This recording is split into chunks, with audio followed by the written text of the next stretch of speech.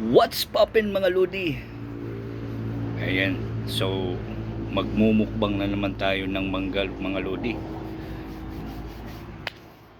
Ang init. Init sa bukid mga lodi. Ayan. So part 2 to mga lodi nung first natin na mukbang ng mangga. So ito mga lodi, meron tayong ayan, suka, toyo, tsaka sili. Uh, uh, uh. Naamoy ko yung angang mga lodi.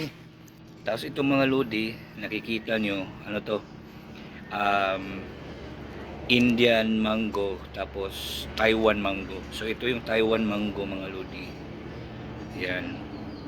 Tapos ito naman yung Indian mango. So tikman natin kung anong mas masarap mga lodi. So arat na. Huwag nang patumpak-tumpak, kainan na mga lodi. Ayan o. Unang subo muna mga lodi, walang sausawan.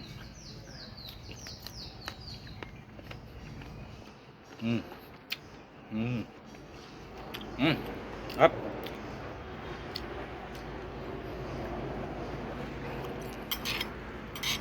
Yan.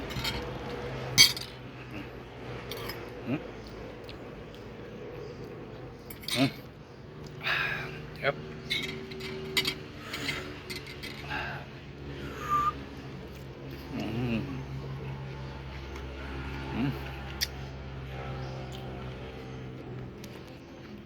Up.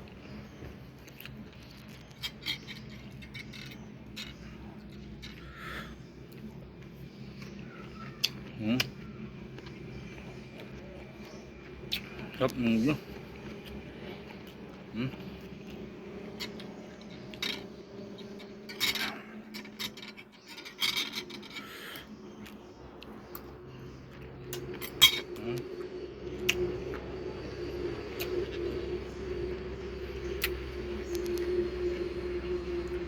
Yep.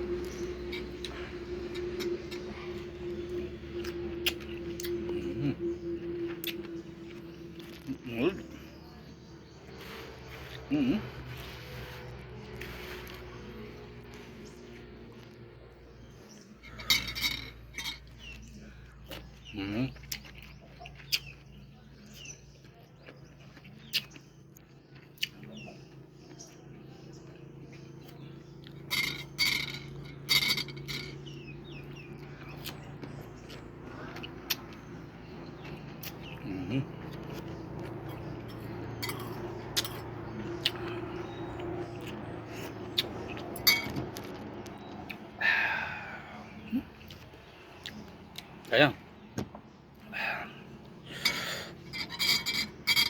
So, ito yung magkagandahan sa bukid mga lodi, kasi anytime pwede ka kumain ng prutas. Halimbawa ito mangga. Tapos may mga rambutan na ngayon dito. May lansunis na malapit na, tsaka yan mangustin.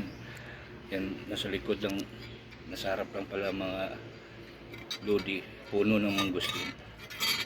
So ito lang yung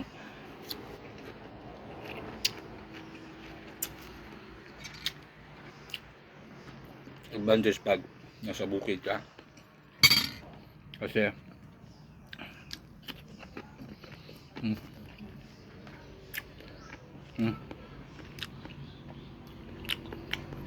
anytime pwede ka kumain ng prutas. Unlike sa syudad, sa city, na ito mga lodi, ito alam nyo, kung halimbawa sa city ito binili mo to, siguro mga nasa 100 to 150 pesos na to mga lodi. Ito, mga ganito kadami pag nasa nasa city ka. Pero dito sa bukid,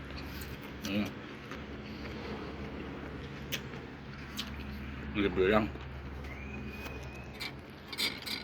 At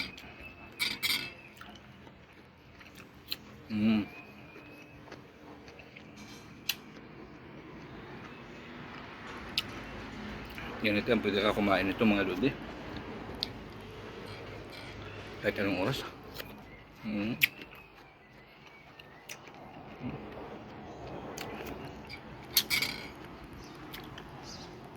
Ang sasawan ko ludi, sinamak na suka, tapos toyo, tapos yung maliliit na sili, yung green, yung may pula, yung maliliit lang na sili, yung mga ganyang kalit na sili mga lods. Hmm? Hmm?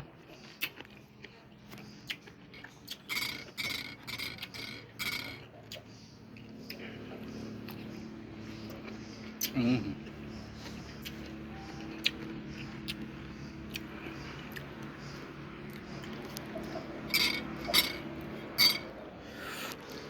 Mm.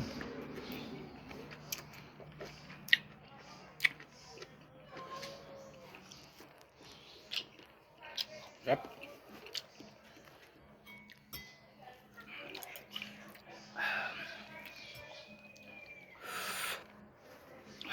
Yung maludi oh. The best. Mm.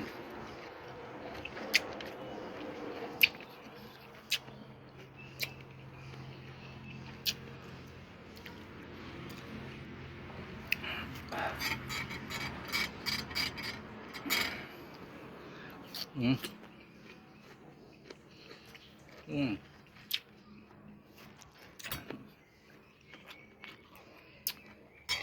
Mm. Hang. Ah. Grabe. So, alas 2 na ng hapon dito sa bukid ngayon mga lodi. Tapos walang kuryente kasi kasi may power outage dito ngayon. Unlike sa mga lods sa syudad, kapag walang ilaw, kapag brown out doon, pag may power outage, sobrang init. Dito, ang presko ng hangin mga lods.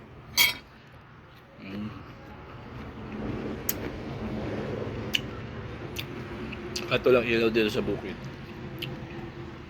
Kahit may power outage, makatulog ka pa rin pag ganitong tanghali or hapon kasi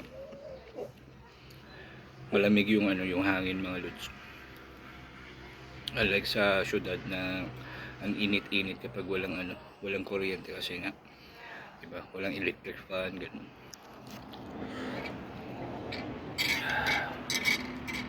Ang lang dito mga lods kasi pag halimbawa lalo na ngayon, laging umuulan, so pag gabi medyo maraming lamok, pero nawawala naman sa nung pausok-usok mga lods, yung mga or kaya yung sa katol, magkakatulan mo, hindi ka na ng katulan.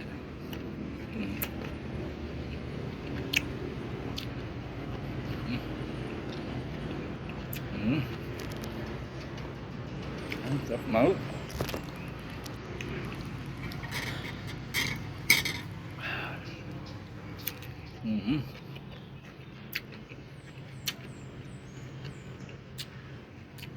Pasensya lang kayo mga lods kasi nahihiya talaga ako mag vlog mga lods. Mahiyain ako eh. Naiingit nga ako sa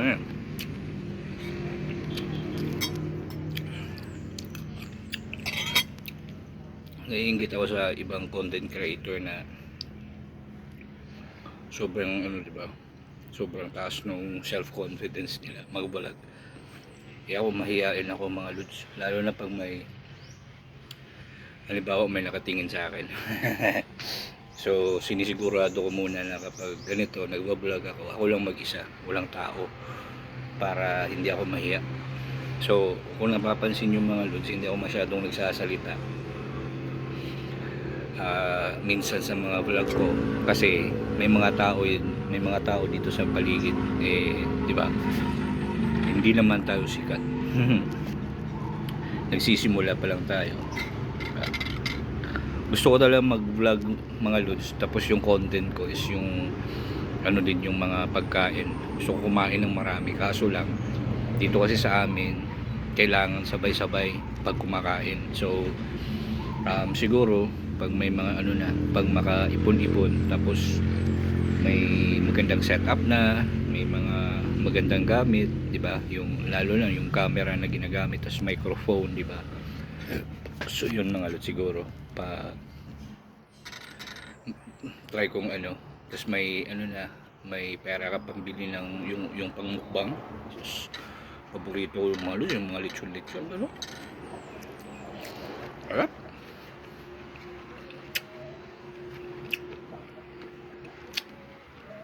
So yun, for now ito muna mga lods, prutas mga tayo.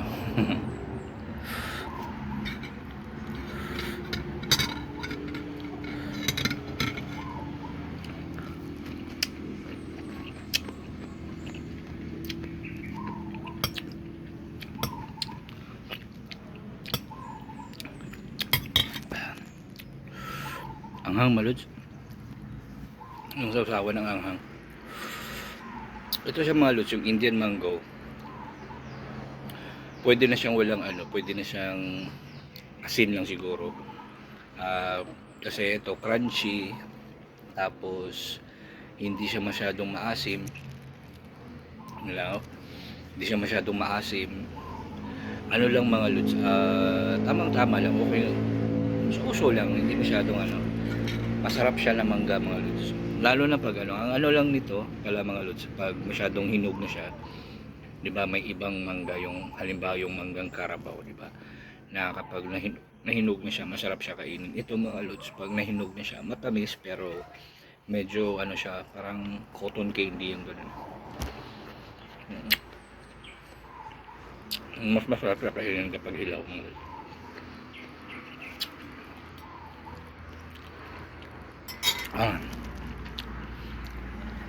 Sa doon dati mga lods sa syudad, doon pa kami nakatira, pag bumibili kami nito, ang ano, ang nilalagay namin is yung bagoong. Sarap din yung bagoong mga lods. Kasi dito bang bagoong, tuyo tsaka suka lang.